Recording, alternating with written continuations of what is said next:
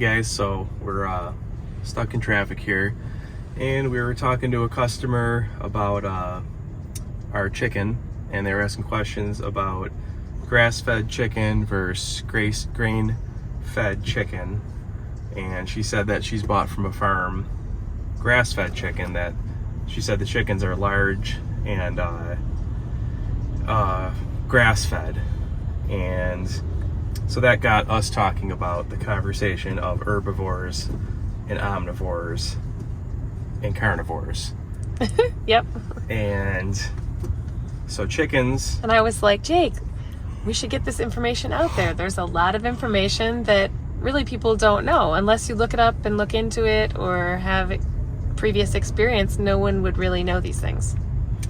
Yeah, so there's kind of games played in the farming field, kind of among, I guess you could say, the pastured farm community, where someone will say pastured poultry, chicken, which that's what we say. And so to clarify what that is chickens are omnivores, and chickens, so humans are omnivores also. Pigs are omnivores, chickens are omnivores.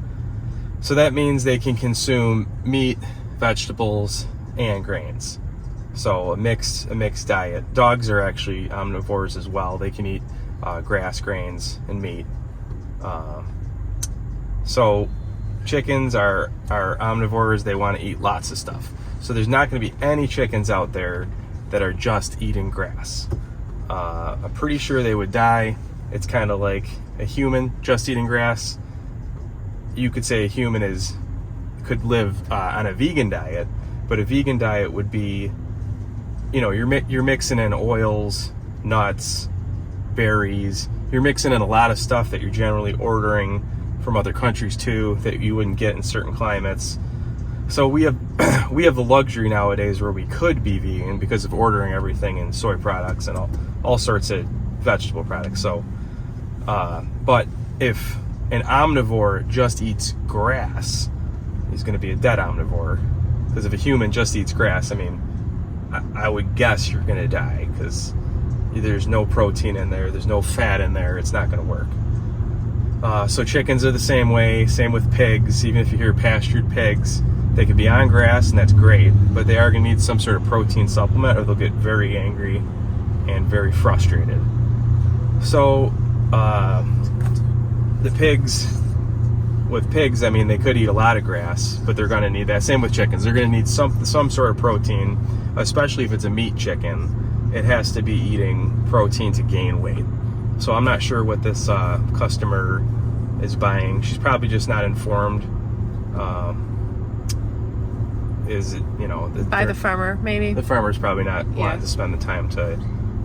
or maybe it is all grass-fed, but it's a laying hen or a rooster. But even laying hens have to eat. They're not out there just eating grass. Because, obviously there's bugs around too. Yeah. Someone, if you know any different, show me a chicken that's only eating grass, and if it actually lives, I'd like to see it. And but there's different breeds, like with pigs.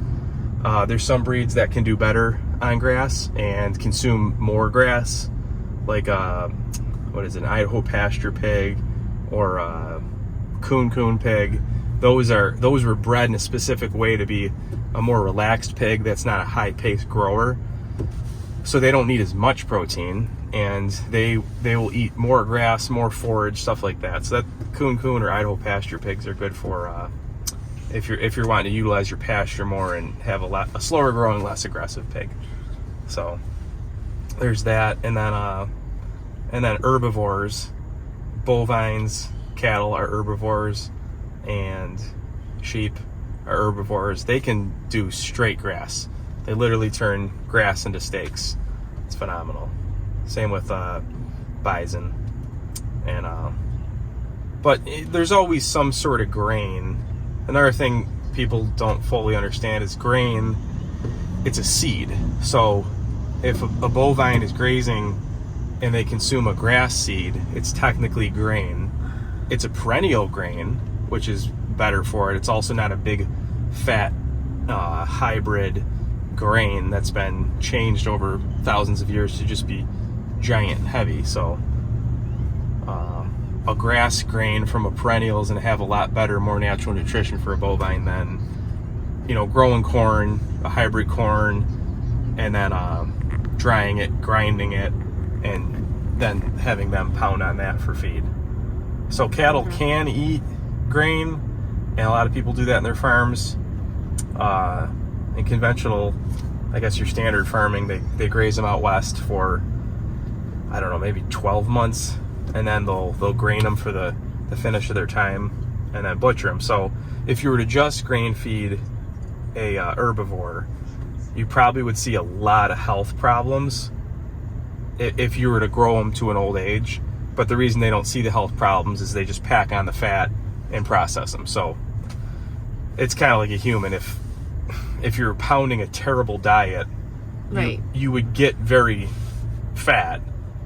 And then if you were to just die, you wouldn't see all the health benefits. But if you pound a terrible diet, Health benefits? you wouldn't see any of the health problems. Yeah. But if you're eating a terrible diet and you're going to do that your whole life, you'll see all your health problems when, 20, 30 years later generally, or sooner. You are what you eat. Yeah. So that's why with the herbivores, we don't see the health benefits because they're all processed before they're two. So there's herbivores, which God designed to eat grass, and it's really phenomenal because we got all this grass that grows people's lawns all over the place that they can turn into steaks, and that we can be healthy off of the steaks. Where if we were to just eat grass, we'd be struggling. We'd all be skinny, and it'd be very, very difficult. If you were doing a physical job trying to just eat grass, you'd be very angry, not very satisfied. And then there's carnivores, which are, I guess you could say cats, are very, very carnivore-like. You could give cats straight meat, they'd be fine. So, dogs are, I think they're like pushing carnivore, but they still are omnivores. They'll eat all sorts of stuff. Dogs are actually really similar to pigs. Pigs are like fat dogs. Pigs are actually with snouts. smart. Yeah. Well, no, dogs have snouts. No, they're very similar. They both got teeth. They both bite. They both kind of bark. They're just fat dogs. They growl. Yep. They have a lot of piglets. Dogs have a lot of puppies. So, and that's why it's in the world we're in too. It's kind of funny where a dog is deemed as like this human, and pigs are livestock. When if you took a pig and brought it into your family and pet it, named it, cuddled it, it would become very nice like a dog. And so I guess whatever time you give to things to love them, they become your pets. That's why if you're raising animals, you want to have more of one species. Like if you're doing pigs, you want to do at least 2, cows at least 2, because one, it gives them a companion, so they do get lonely. You don't want animals alone. And then 2, they don't become part of your family. Where if you just have one animal, every time you go out, it's going to become more and more personable with you because it doesn't have anyone else to hang out with. So that becomes more of a family member, which that becomes difficult to process. So Yeah. I always set some emotional boundaries with the animals I'm going to process. I'm not out there petting them and cuddling them. So You do, but I guess you're not kissing them. no, I don't. So that's our take on herbivores, carnivores, and omnivores. So yeah, we are currently in Kentucky in rush hour traffic.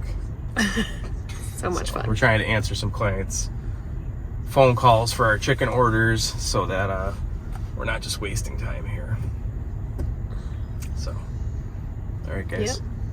We will see you later. See you later.